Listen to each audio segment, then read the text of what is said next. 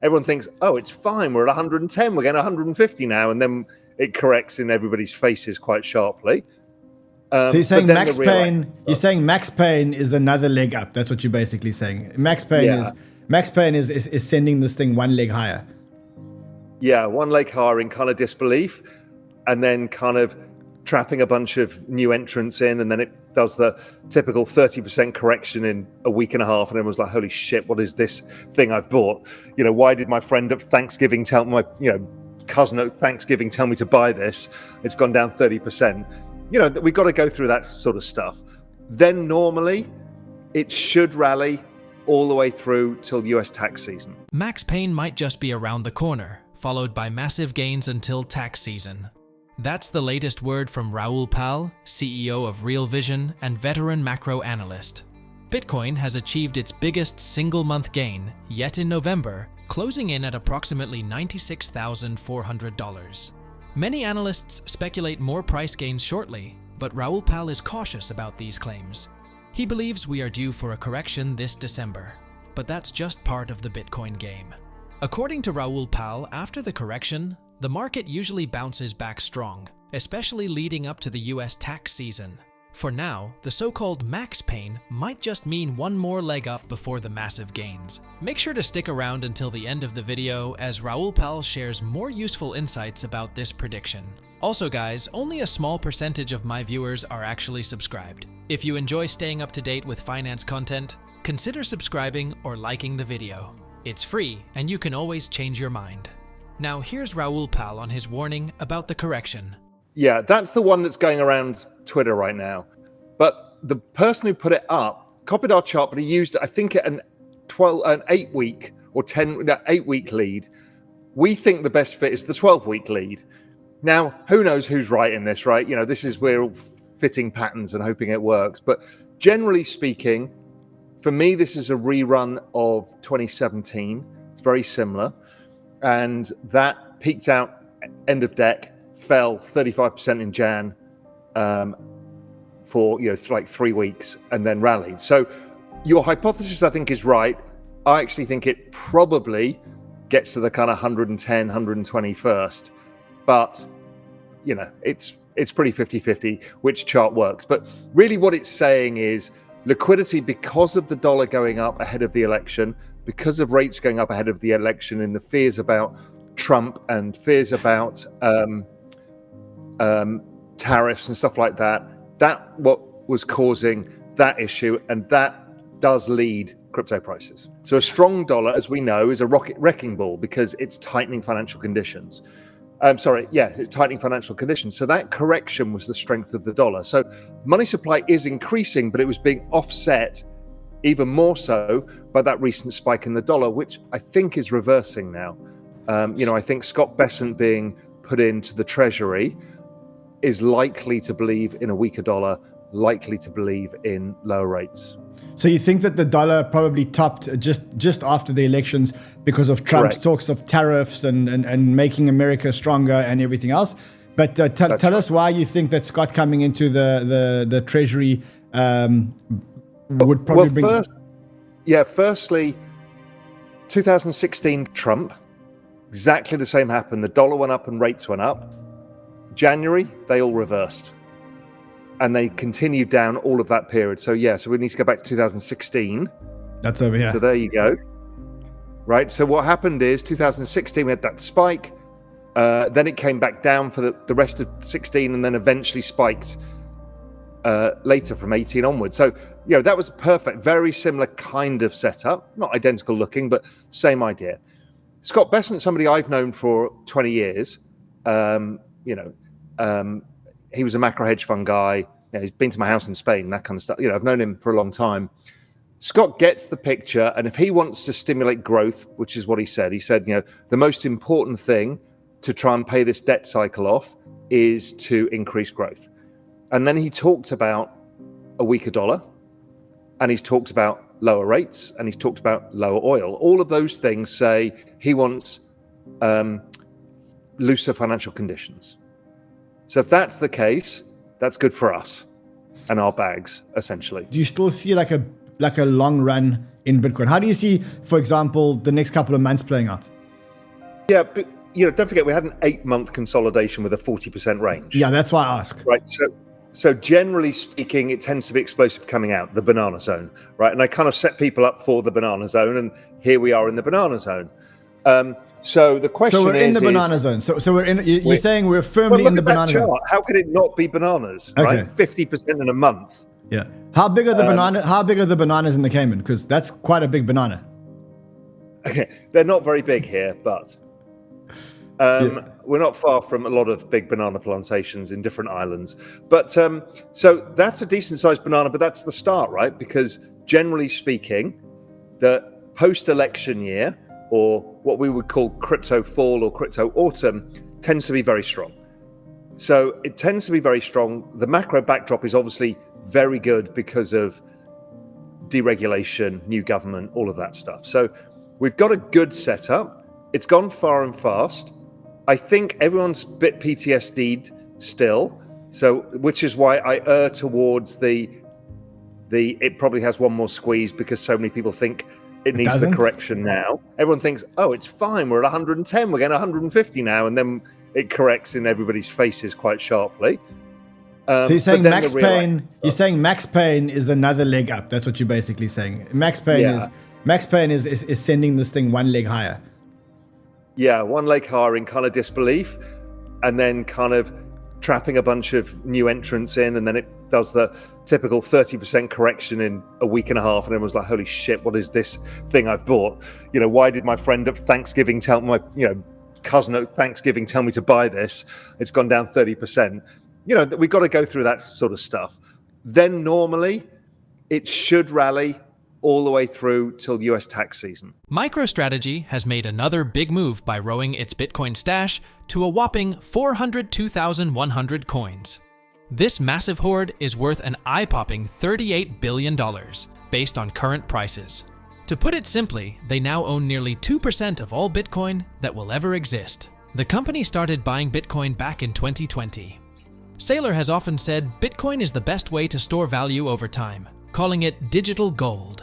It's only a matter of time before other massive companies follow through, and this will only drive Bitcoin price higher. Now let's go back to Raoul Pal as he explains further. I'm not sure ETH will outperform Sol, but I'm pretty sure from now on, ETH outperforms Bitcoin. Cast your mind back to 2020. Yes, it was I remember. November 2020 that ETH really started outperforming Bitcoin. Yeah, I remember. I remember that well. So you think that ETH outperforms Bitcoin, but Sol outperforms ETH, and the Sol ETH chart continues to run. Yeah, and I think Sui outperforms Sol. So that's my risk stack. So the least risky Bitcoin starts to underperform. Now we're getting to alt season as Bitcoin dominance falls. ETH will do better, but Solana is earlier in the adoption curve, so it does better. I don't know if you've been following the monthly chart of Doge Bitcoin. That's Bitcoin. The ugly truth that nobody wants to talk about is really Doge has been outperforming Bitcoin in its existence. And it's just, so look at the monthly chart since the beginning. Okay, so let's look at that and look at the monthly chart since the beginning. Here it is. So it came out, it corrected, it outperformed, it's causing a flag. I mean, it has outperformed Bitcoin since it came out by 500%. That's insane. Okay. So what are we saying here? That Doge is harder money than Bitcoin? Is that what we're saying? Oh, it's sorry. Outperformed Bitcoin by 160x. Well, 1,650%. Okay. Sis. That's crazy. Okay, that's something. That's 16x.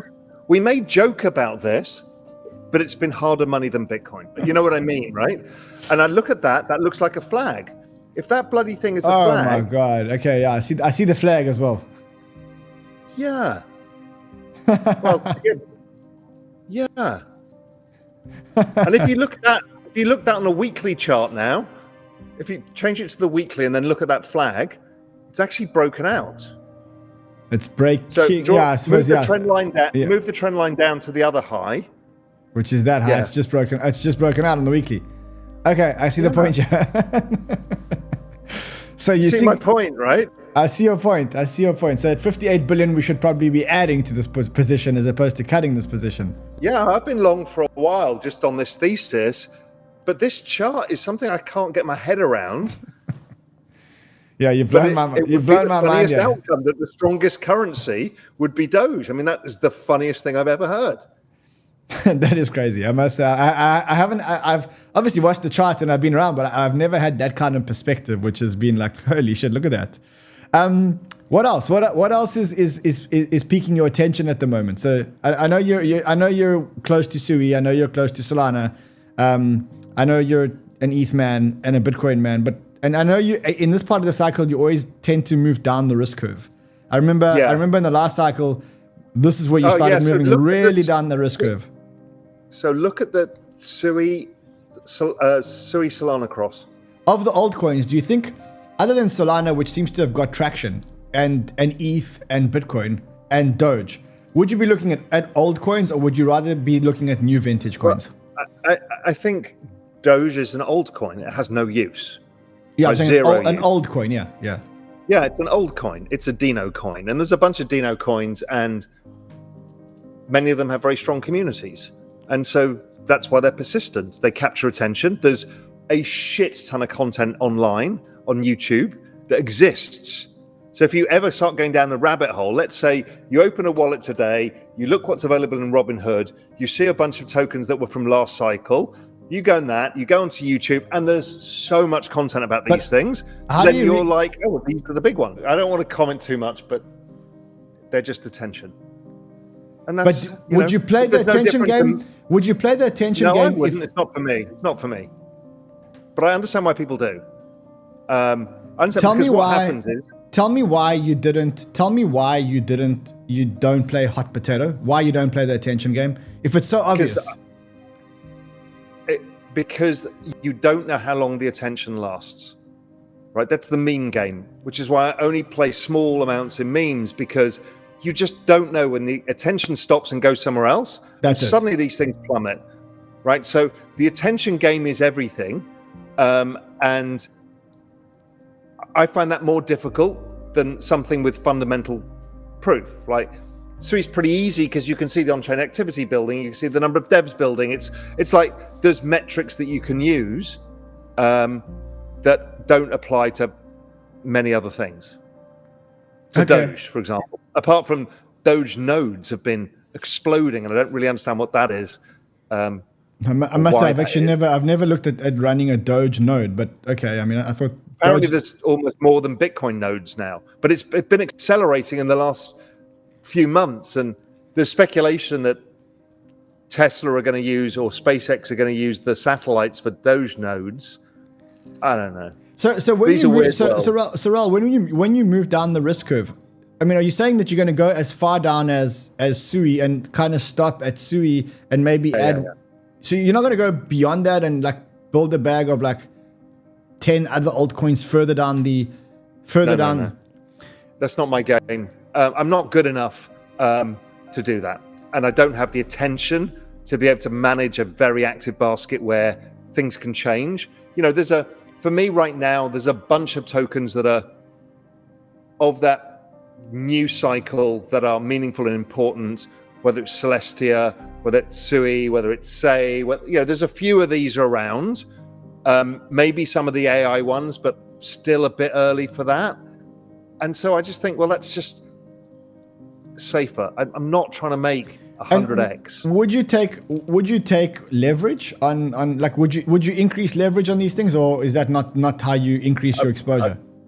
I've never used leverage. All I've occasionally done is bought call options, very, very occasionally. I've never used leverage. That is insane. Okay, I must say, the first rule. Look, it depends how experienced you are. I'm a very experienced risk taker. I don't like leverage because this is the biggest macro trend of all time. The worst thing ever to do is lose your tokens. Yes. Okay. Rule number one of the biggest trade of all time is not to be out of the trade. It's as simple as that.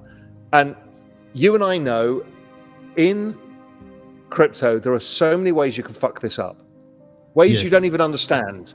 Don't worry. I fucked it up last cycle. Trust me, I know exactly what. And people will take your tokens, or the market will take your tokens in more ways than you can possibly think about.